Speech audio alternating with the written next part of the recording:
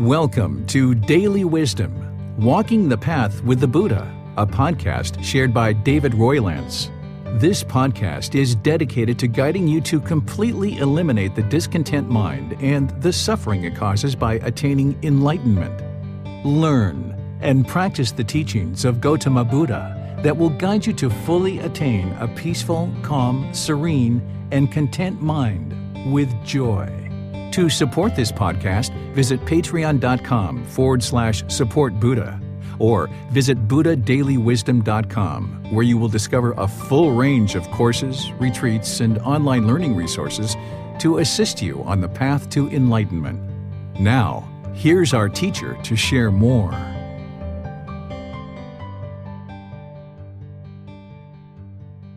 Sawadee Kap. Hello and welcome to Daily Wisdom, Walking the Path with the Buddha. Today is our group learning program, and we're in chapter 23, which is titled Symbolism of Teachings, Reminders Through Imagery. This is in this book, Developing a Life Practice, The Path That Leads to Enlightenment, Volume 1. This is part of the Words of the Buddha book series that you can download from our website, buddhadailywisdom.com, or you can take that file and go print it, and you can even order it from Amazon if you have access to Amazon from within your country. This is the text that we use for this group learning program, where I walk students through over a 7-month period each Sunday, guiding them in understanding the individual chapters from this book.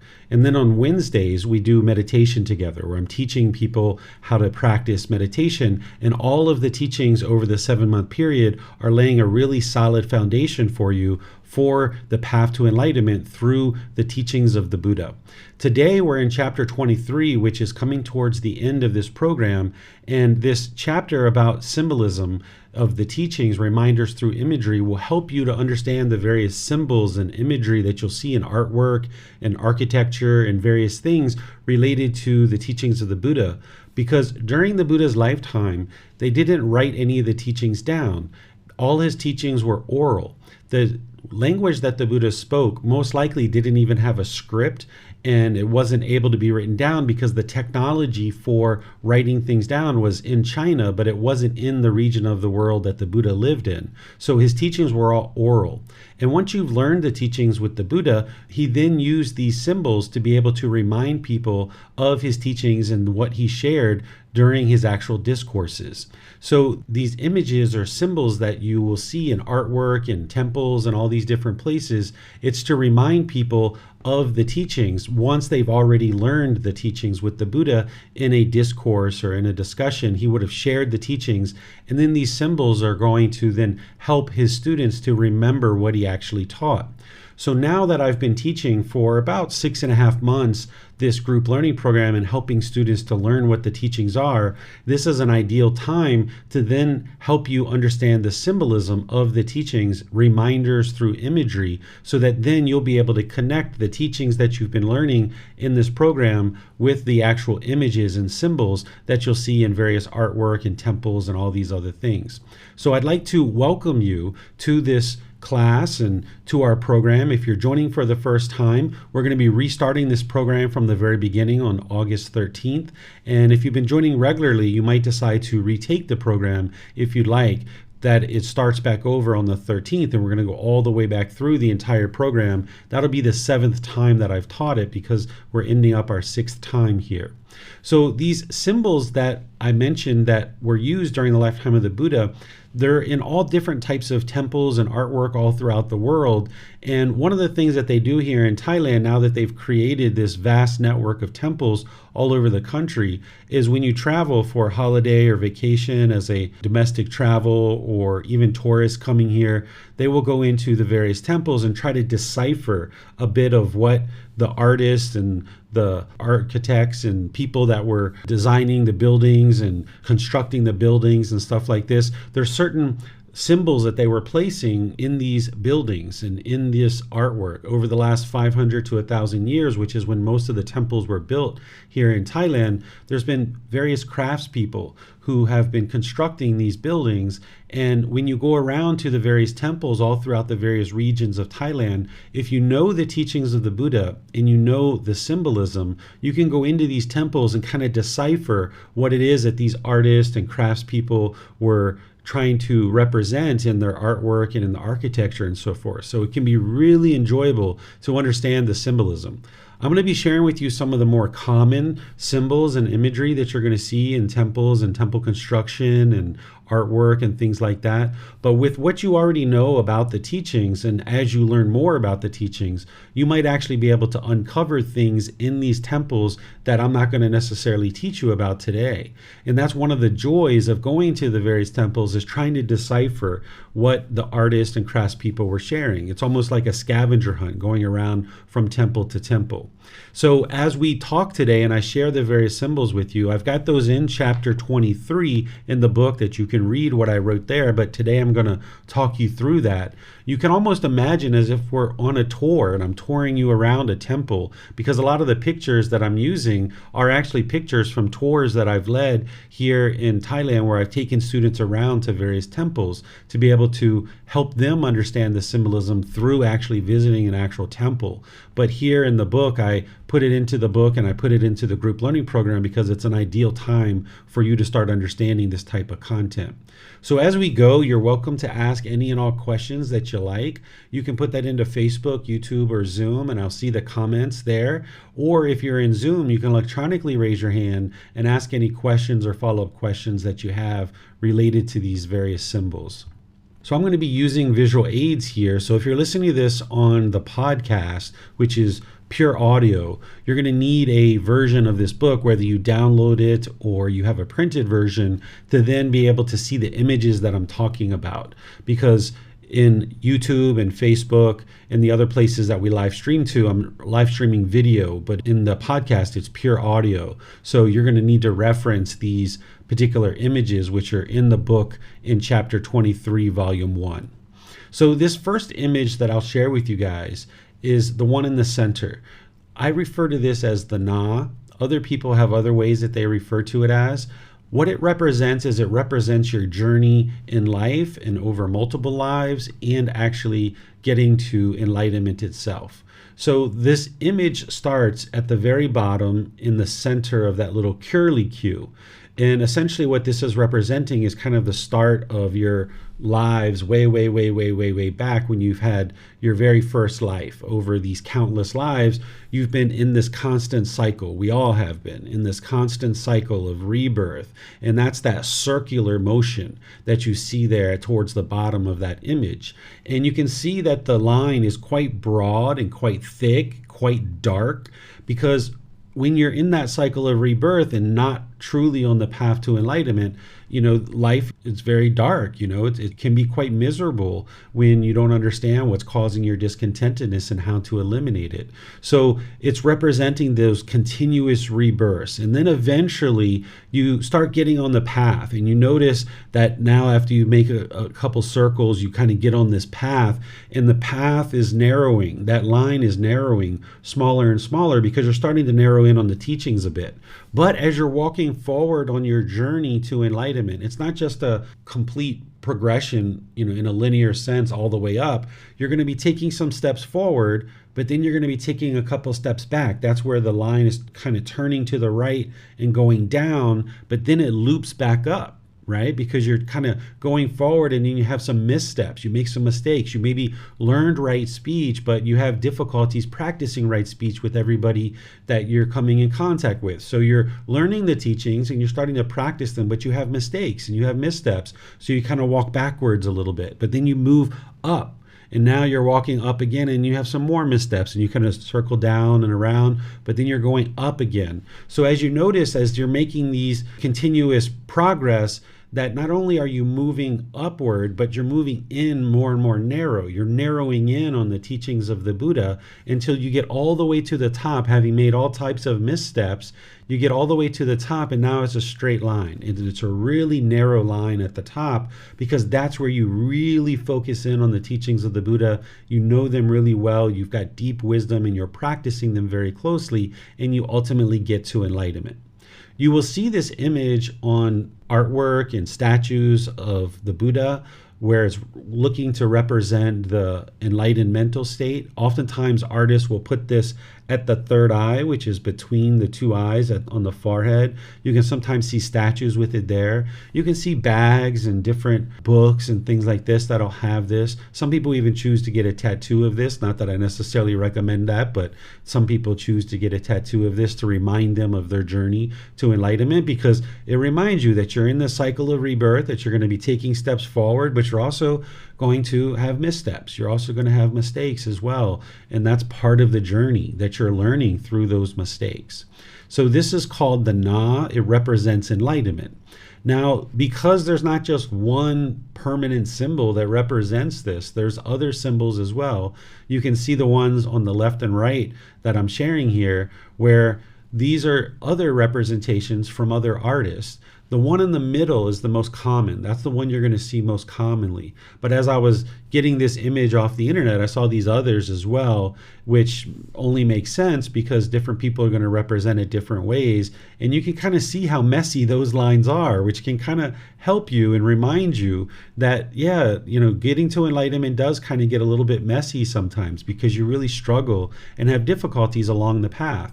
It's not easy, but it's not difficult either. But there's certain struggles that you're going to encounter. And there's, of course, lots of joy and lots of fun along the path to enlightenment as well. But you'll meet with challenges. And when you come in contact with those challenges and those struggles, it's best to face them. It's best to walk towards them. It's best to reach out to your teacher and get help as you need help, or a member of the community. Because oftentimes what we do in the unenlightened state when we're experiencing those missteps is we oftentimes feel the struggle and the difficulty, and we want to run away. We want to turn away, we want to run away from it, and we think that's going to solve the problem, but it actually doesn't. Whenever you have struggles and difficulties in life, if you run away from it, then you're going to ensure that that situation will occur again. The whole reason why the struggle and difficulty is occurring to begin with is because of lack of wisdom, that ignorance or unknowing of true reality that we talked about back in chapter 8. So if you run away from the struggle, then you're losing the opportunity to cultivate the wisdom that you need in order to overcome the struggle and overcome the obstacle.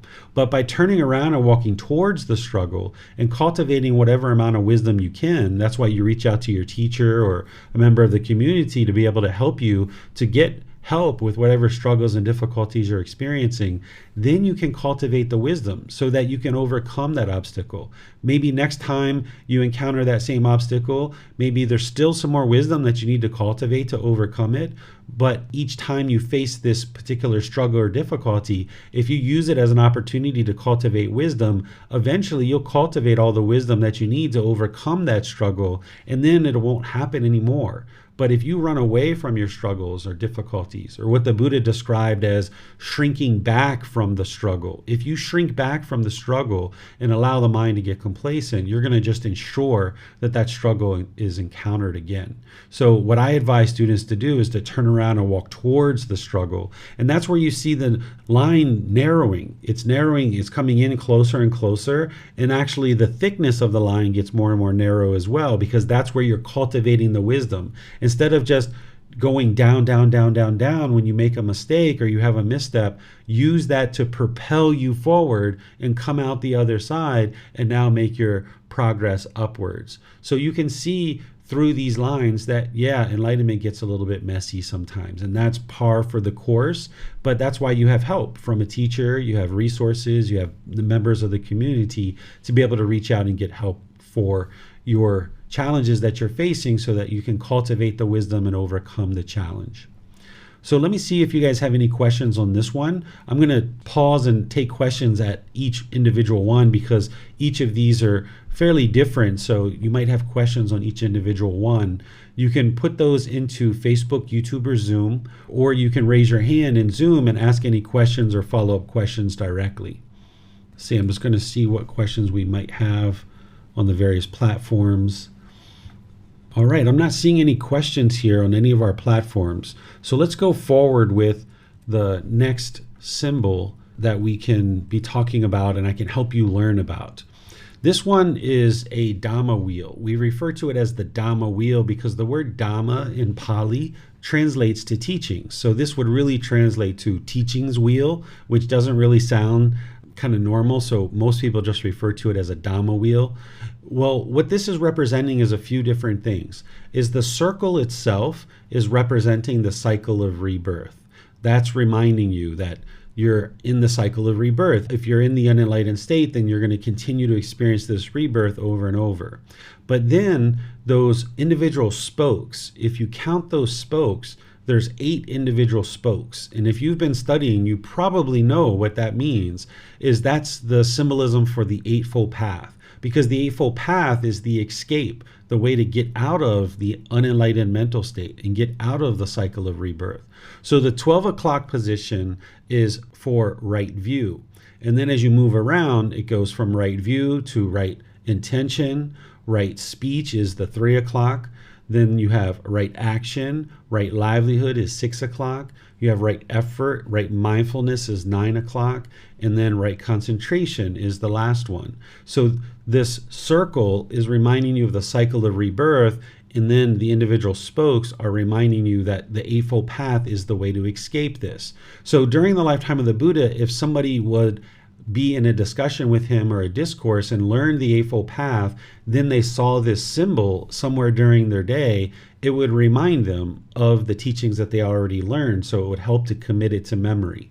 And the one that I have on the left side of the screen, this is what we call a temple marker. And it's using the Dhamma wheel as the temple marker. So a temple itself, it's a certain size of land, and it's a community center. It's a place where people come to, yes, learn the teachings of the Buddha, but there's other things that go on at a temple as well. You can oftentimes see that English classes are being taught, or there can be pre-K or kindergarten classes in schools that are run out of temples. You can see certain events where they're maybe teaching how to play traditional Thai instruments or traditional Thai dancing. You can even see vendors sometimes selling drinks or food, because some of these temples, people go to them and they're there throughout the entire day to learn, and to make it convenient for people to be able to get the food and nourishment that they need to be able to stay there and learn. They have vendors sometimes set up to be able to help people to acquire, basic necessities, certain snacks and certain things that they need to be able to sustain their body, so they don't have to go outside the temple complex. Because some of these temples are a good hour, 2 hours, 3 hours away from any major city, out in the middle of nowhere, and it's a big plot of land and a big temple complex. So in this temple complex, you'll oftentimes have multiple buildings, and you'll have one building, the main building that we call the sala.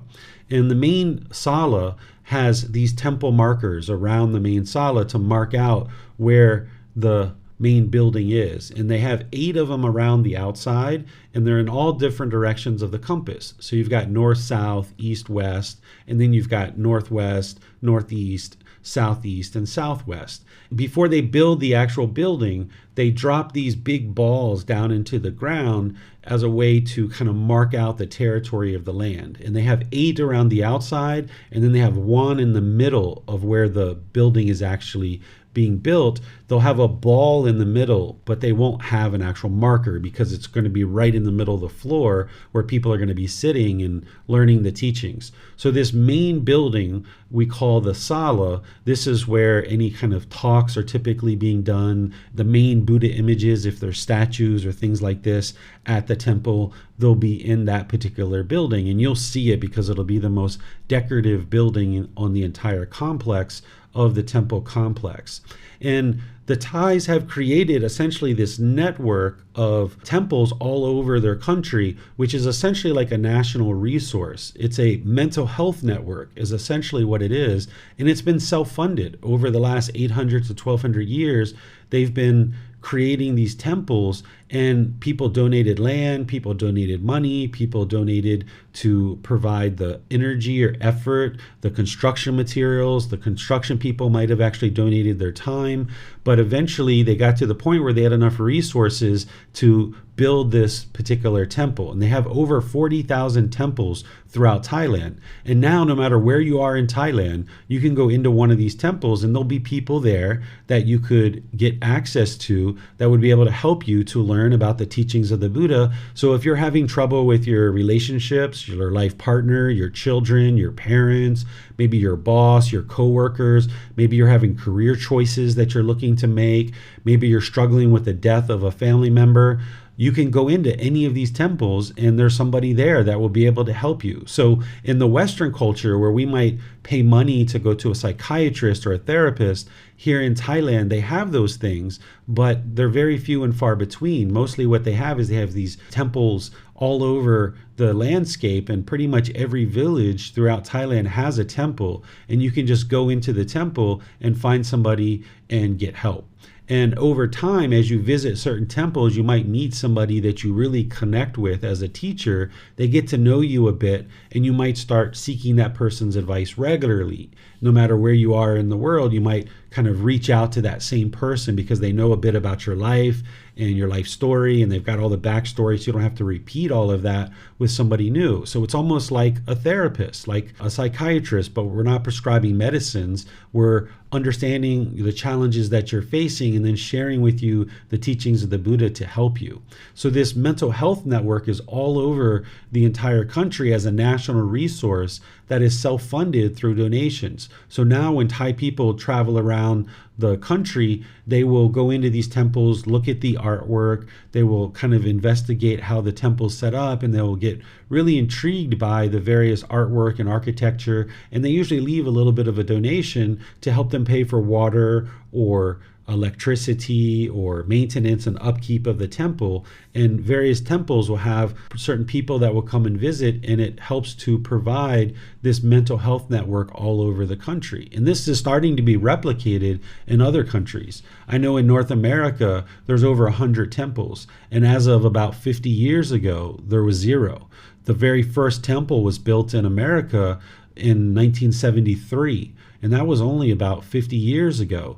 And now here we are 50 years later, and there's about 100 of them. And the way that temples get created is the people in the community decide to pull the teachings into the community and create the temple. There needs to be the support within the community.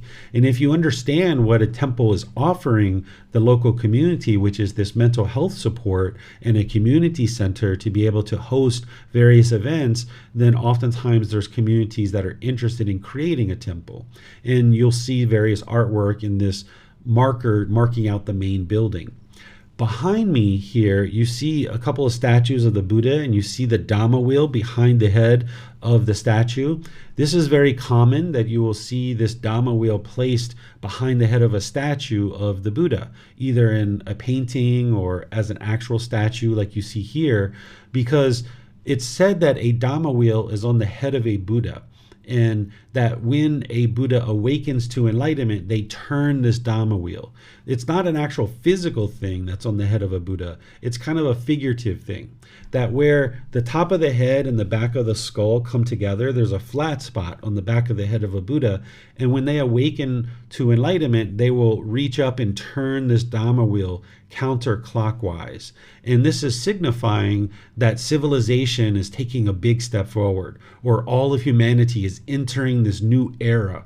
Because when a Buddha awakens to enlightenment, this is the absolute best time to exist in the world, because a Buddha is going to have deep, profound wisdom of what it takes to actually get to enlightenment. So a Buddha coming into the world and getting to enlightenment, because they independently discovered the teachings on their own, they have deep, profound wisdom of what it takes to get to enlightenment, and then they spend the rest of their life dedicated to sharing those teachings with countless people. And then countless people get to enlightenment during a Buddha's lifetime, and they preserve their teachings in such a way that countless more people can get to enlightenment after their death. So that's the 3 criteria that make a Buddha, is that they are able to get to enlightenment by themselves without the help of any teachers. They then dedicate the rest of their life to sharing their independently discovered teachings with countless people who ultimately get to enlightenment. And then they preserve their teachings in such a way that countless more people can get to enlightenment after their death. So this individual coming into the world represents a huge step forward for humanity because they have deep, profound wisdom of what it takes to get to enlightenment, and many people can get to enlightenment. So this Dhamma wheel, while it represents the cycle of rebirth and the escape, which is the Eightfold Path, those 8 spokes, it's also representing a big step forward for all of civilization and all of humanity entering into this new era, because a Buddha has come into the world and now is able to offer those teachings to help many people get to enlightenment. So we call this the Dhamma wheel. You guys are welcome to ask any questions that you like about this particular image. Okay, I'm not seeing any questions from anyone. So let's go to the next image, which is the lotus flower. The lotus flower is also representing enlightenment itself. If you understand how a lotus flower grows, you can understand what it's actually representing. So a lotus flower will typically grow in a pond, and there's murky water that the lotus flower is growing within. And the roots are deep down into the earth, the soft, murky earth. The roots are going deep down into the earth and holding on to the earth. And then there's the strong stalk that it has to develop to move through that murky water. And then as it rises up over the water, it blooms. Well, this is exactly what's happening as a being moves into the enlightened mental state. That as we start out, we are holding on to the earth. We're holding on to the world, just like those roots of the lotus flower. It's holding on to the murky earth and the soft earth deep down into the earth, and the roots are holding on. And now you need to build this strong stalk. The strong stalk is your practice. And as you build up your practice of all the steps of the Eightfold Path, you now have this strong stalk that's rising through the murkiness of the world. The murky water is representing the murkiness of the world, that there's killing, stealing, sexual misconduct, lying, there's substances that cause heedlessness, and all kinds of other things that are going on in the world. And you've got to rise above that in order to get to enlightenment. And as you rise above the water, the murkiness of the world, then you can bloom into this beautiful lotus flower.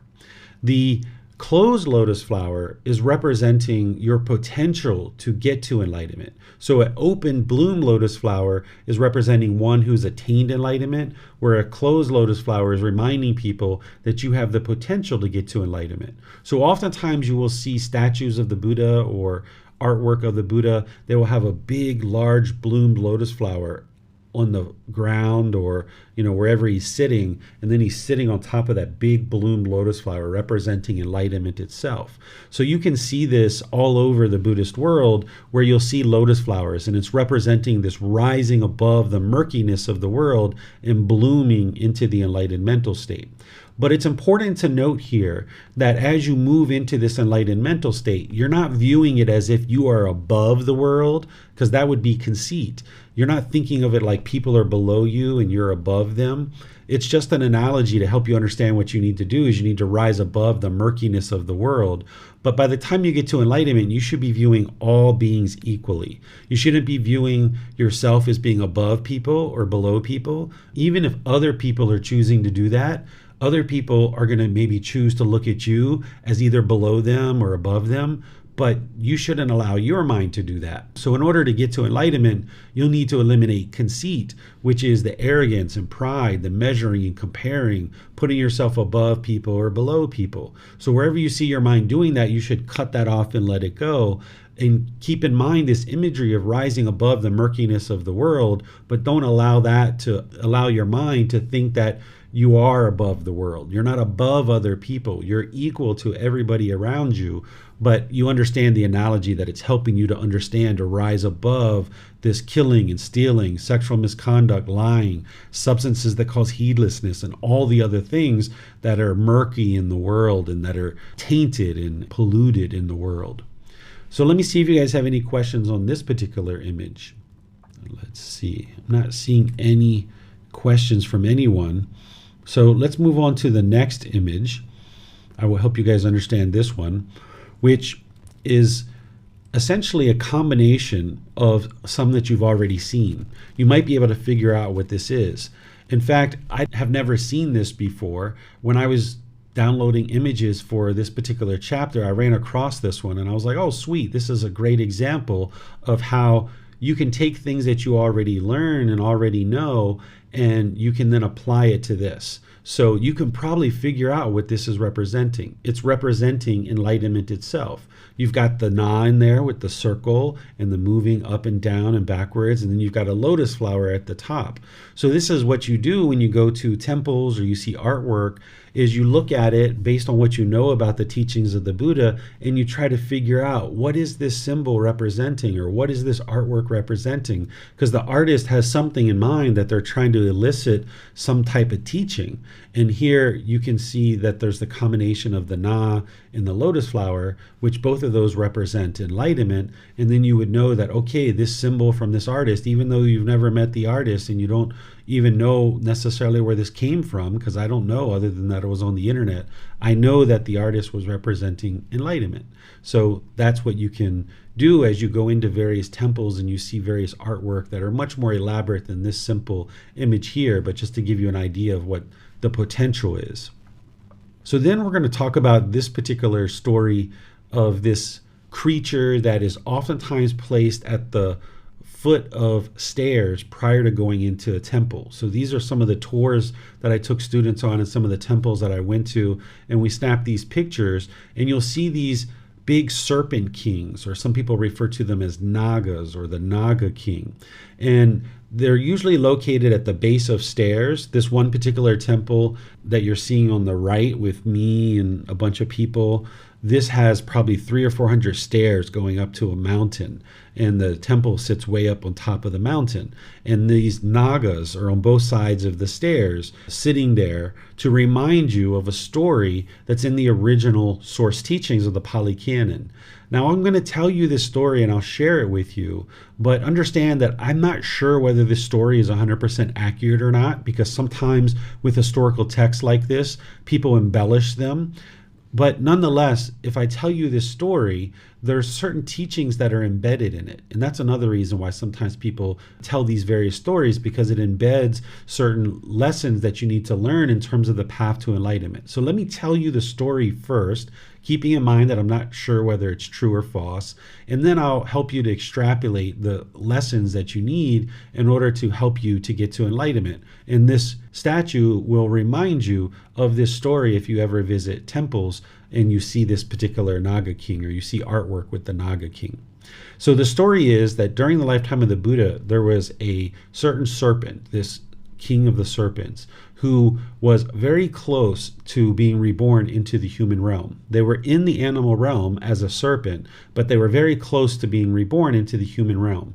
And because of that, they were able to transition their body. Although they were a serpent, they could transition themselves to look like a human. And this particular serpent would make themselves look like a monk. They would go into the discourses of the Buddha. When the Buddha was teaching, he would be disguised as a monk, and he would sit right alongside of all the other ordained practitioners. He would be learning the teachings of the Buddha and attempting to get to enlightenment. Well, when the Buddha was teaching, it was very common for people to fall asleep. Nowadays, we might think that that's rude or disrespectful. I don't think of it that way, but some people might think of it that way, that if a student falls asleep in your class, it's disrespectful. But during the lifetime of the Buddha, and now me too, I understand that learning these teachings is a lot of work for the mind. It's a lot of work. And oftentimes, if you're in a class that's an hour and a half, 2 hours, 3 hours long, the Buddha sometimes was reported to go on much longer than that, teaching, 6, 8 hours, 10, 12 hours sometimes. And as you're learning, people would fall asleep. And as people would fall asleep, the Buddha would just patiently wait until they woke back up and start teaching again. But as these beings were falling asleep, the ordained practitioners and then this Naga king that was disguised as an ordained practitioner, when they would fall asleep, because they were asleep and they didn't have full awareness of their mind, their body would transition back to looking like a Naga. And then as the ordained practitioners would slowly wake up, they saw that amongst them was this big serpent king. and they became very fearful and very scared that there's this large serpent amongst them. So they went and got the Buddha, because a perfectly enlightened one, or even any enlightened being, is going to have eliminated all fear. So they go and get the Buddha and they tell him what's going on, and the Buddha comes over to find out what's happening and try to resolve the situation. And of course, he's going to be very calm, very collected. He doesn't have any fear whatsoever. He knows he didn't cause any harm to this animal, so this animal's not going to cause any harm to him. So he asked the Serpent King, "What are you doing here? Why is it that you're coming in here to my discourses and so forth?" And the Naga King's like, "Oh, I would like to learn your teachings, and I would like to get to enlightenment." And the Buddha, kind of smiles and is like, "Oh, you're in the animal realm, and as long as you're in the animal realm, you can't get to enlightenment. You need to wait until you get into a human birth in order to be able to get to enlightenment. And based on what I hear, that you can transition yourself to look like a human, it sounds like you're very close to a human existence. So in your next life, you're most likely going to be reborn as a human, and that's the time that you can learn my teachings and actually get to enlightenment." And this Naga King is understanding and understands what the Buddha is sharing with them. And then the Buddha politely asked him if he would go outside, because as unenlightened beings, those ordained practitioners, they had fear. An enlightened being is not going to have fear, but an unenlightened being will. So those monks were having fear, and the Buddha would like to keep them learning. So he asked the Naga King if he would leave. And the Naga King agreed and said, "Okay, if you're not going to let me learn your teachings, then I'm going to go outside and I'm going to stand guard. And anybody who comes to learn your teachings, if they have any ill will towards your teachings, then I'm going to protect your teachings and ensure that only people who have goodwill towards your teachings are able to pass by and actually come to learn your teachings." Having ill will towards the teachings of the Buddha would be to change his teachings and have interest in changing his teachings, because a Buddha is illuminating the path to enlightenment and putting these lights down along the path so that more and more people can understand what the path to enlightenment is. So if somebody changes the teachings, this is actually going to make it more difficult for others to be able to get to enlightenment. So it would be to one's own detriment if they actually change the teachings of the Buddha. So this particular story, it most likely isn't true, or at least I think that it may not be true, because I haven't seen any beings that are animals that can transition themselves over to looking like a human. But I also know that scientists say that 99% of all the animals that once existed in the world are now extinct, and there's only 1% of the animals that once existed are currently still in existence. So perhaps it was one of those 99% that are eliminated. I'm unsure. And it really doesn't matter, because the real crux of the story is to help you understand that thank goodness that you're in the human realm and that you can get to enlightenment. Don't have any ill will towards the teachings of the Buddha as you're entering into the temples. Only have goodwill towards the teachings. And it helps you to understand that an enlightened being isn't going to have any fear, even a fear of a large snake and a large Naga King. So you can see these as you go into various temples. And sometimes what people do is they really take this quite far. Some people think that the spirit of this being is inside these statues. And sometimes around the base of these statues, you can see offerings of food and water and sodas and snacks and donuts and things like this. And this isn't a part of the teachings of the Buddha to do that kind of thing. But just to let you know, if you go see any of this and you see snacks around the statue, it's not that people just left their stuff there, that it's actually people thinking that they can make offerings to the spirit that's in these statues. So this is the story of the Naga King, or the King of the Serpents, and you'll see it in the Pali Canon if you ever read it and you see that particular story. But if you go to these temples, more importantly, you'll see these statues, and it's there to remind you of those things that I mentioned. So let me see if you guys have any questions on this particular story. All right, I'm not seeing any questions on this particular story. These things are pretty straightforward, so there's not typically too many questions, but if you guys do have questions, you're welcome to ask. This is the actual last image that I have in the book to share with you guys. Of course, there's lots of other images and things like that that you will see related to Buddhist artwork and architecture, but I put these 6 in there because these are kind of common ones that you will see. This is a picture of the tree in India that the Buddha attributed to his enlightenment. That during his lifetime, about 3 months prior to him dying, he let everybody know that he was going to die. That's how enlightened he was, that he knew the exact time that he was going to die. He told people 3 months before that he would be dying in 3 months to give people a heads up. And this was pretty wise of him, because this helped anybody who still had craving, desire, attachment to him to work on letting that go while he was still alive. And when he informed his students that he would be dying in 3 months, one of his students spoke up and said, what are we going to do once you die? Because there's all these people who are coming to visit you and see you, and now you're not going to be here. What should we do when they come to visit you?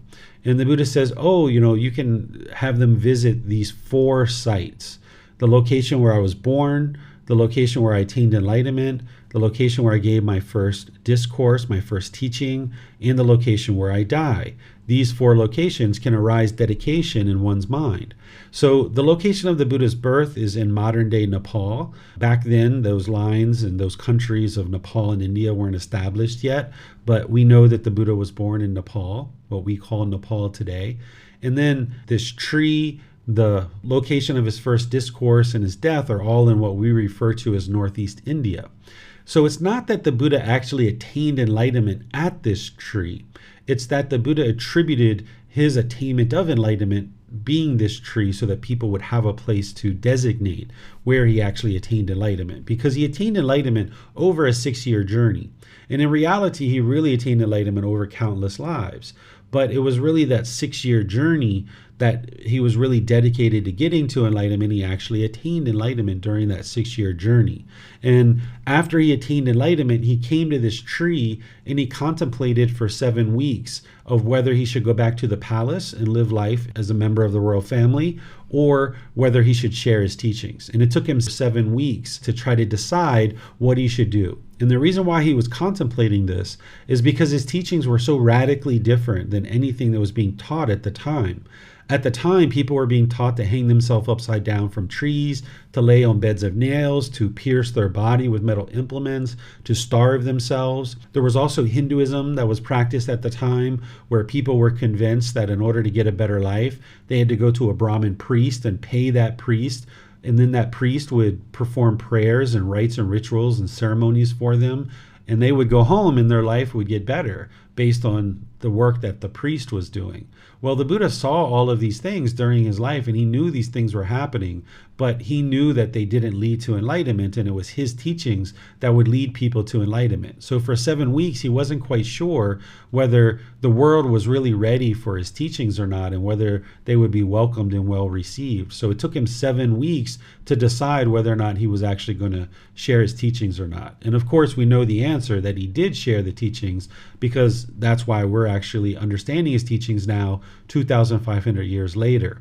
So this particular tree is still there, and all these other 4 sites are still there, and people can go visit them.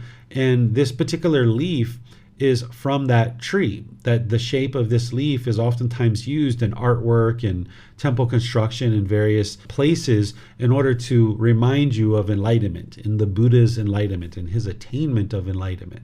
So you'll see this particular leaf. In English, we call this tree, we call it a Bodhi tree, but there's other ways to refer to it, and there's a scientific name as well. And I have that in the book. If you look in the book, you'll see all the different ways to refer to this tree, but most frequently in the English language, we refer to it as the Bodhi tree. Some people might refer to it as the enlightenment tree, or where the Buddha attained enlightenment. And this is where the myth and the misunderstanding of the life story of the Buddha comes about, is that people think that he sat under this tree, he meditated, and then he instantly got to enlightenment. Because the Buddha shared that, hey, you can attribute this tree to where I attained enlightenment. But if you understand his teachings, you can see where he talks about getting to enlightenment is gradual training, gradual practice, and gradual progress. And you know this to be true because everything and anything you ever learned in life has been exactly the same way. Whether it's learning how to read or write or speak English, riding a bicycle, whatever occupation you have right now, it's been gradual training, gradual practice, and gradual progress that has led to you being proficient in something like even speaking English or reading and writing or any kind of job or occupation that you have. So the Buddha attain enlightenment over a 6-year period. So it's going to take you some time. It's not just a 1-month thing or even a 1-year thing. And even as you attain enlightenment, it's not like you're going to just stop practicing the teachings once you attain enlightenment. As you're working your way to enlightenment, it can be somewhat of a challenge, but as you get closer and closer to enlightenment, it's effortless. That the mind has been completely purified and it's effortless for you to practice the teachings. So you're never going to just stop practicing the teachings unless you're interested in going back to anger and sadness and frustration and guilt and shame and fear and boredom and loneliness and all those other discontent feelings. So from whatever point you decided that you're going to learn and practice the teachings, if you just keep progressing forward with that, eventually you're going to get to the point where it's effortless for you to practice these teachings. And it should become easier and easier as you're going. But for the first several months, even for the first few years, it can be somewhat challenging. There can be real deep challenges at certain periods of time, but then there can be lots of fun and enjoyment as well. So you'll see that as you go, that your practice isn't permanent. And as you need help, you're always welcome to reach out. These are the symbols that are the most common ones that you're going to see throughout the Buddhist world and artwork and architecture. You guys are welcome to ask any and all questions that you like about any of these symbols or any other aspect of the path to enlightenment. And I'll just see if you guys have any questions on anything. Okay, I'm not seeing any questions from any of you guys, so you must be understanding this to a certain extent. Then what I'll do is just remind you guys that next week we're going to be in chapter 24, which chapter 24 is about the misunderstandings of Gotama Buddha's teachings. The misunderstandings of Gotama Buddha's teachings come about from the various changes that have taken place throughout time over the last 2,500 years. So now that I've spent almost 7 months teaching you what the teachings of the Buddha are, as you enter into various communities or you pick up various books or you might see a video on YouTube or something, you might see something very opposite of what it is that I'm teaching and what I have been teaching, because I teach based on the original words of the Buddha, but it's very rare for somebody to be teaching based on the original words of the Buddha. The vast majority of what you're going to see in the world isn't the teachings of the Buddha. So now in this book, as I've spent the entire book in the entire group learning program teaching people what the path to enlightenment is, I now spend this last chapter 24 to help students to understand the common misunderstandings about the path to enlightenment that you'll see in the world. And this actually helps you to more clearly see what is the path to enlightenment, because you can learn what the path is, then you can also learn what the path isn't as well. And by learning what the path isn't, it will actually help you to understand what the path is more clearly. So there's several things that I'm going to be sharing with you about the misunderstandings of Gotama Buddha's teachings, and we'll be doing that next week. And then we have a few more classes after that where I'll be sharing with you the frequently asked questions of people that are on the path to enlightenment and students. I'll be sharing with you how to determine if you're enlightened. I'll be sharing with you in the very, very last class of our group learning program, this particular iteration, the 5 hindrances of things that are going to be obstacles for you to be able to get to enlightenment. The Buddha referred to these as the 5 hindrances. So now that you've learned what it takes to get to enlightenment, now you'll learn about the obstacles and the biggest challenges that you're going to face as part of getting to enlightenment. And I'm going to be sharing that with you over the next series of classes on Sunday. And then, of course, on Wednesdays, we're going to continue to alternate between loving kindness meditation and breathing mindfulness meditation. This week, we're going to be doing the loving kindness meditation on Wednesday. So over the next few weeks, we're going to be covering some miscellaneous topics that are going to help you round out your education as it relates to the path to enlightenment. And then on the 13th of August, we're going to be restarting it from the very beginning on a Sunday. And if you have friends or family or other people close to you that are interested in learning this path, they're more than welcome to join us starting at any point, but we're restarting on the 13th. So if you'd like to invite anybody to join, you're welcome to do that. And it's really wise to have people around you to practice the teachings. But of course, not everybody's interested in doing the work to transform their mind. But this would be an ideal time, if you do have people that might be interested, to recommend to them that they can get registered for the program. And as you guys know, there's no cost for the program. The book, the audio books, all the videos, the podcast, all the instruction and personal guidance is available at no cost for everybody. So thank you all for joining for today's class. As you have questions, feel free to reach out through the online classes, through posting in the Facebook group, through sending private messages, or scheduling a personal guidance session. I'll see you guys in one of these future classes. Have a very lovely and wonderful rest of your day. Sawadee khap. Thank you for listening to this podcast. To provide support for this podcast, visit patreon.com/support Buddha. To access more teachings, visit buddhadailywisdom.com. There, you will discover a full range of courses, retreats, and online resources to assist you on the path to enlightenment. Remember to establish a daily, consistent meditation practice, along with learning and practicing these teachings. A well-developed meditation practice is the foundation in which to train the mind to attain enlightenment.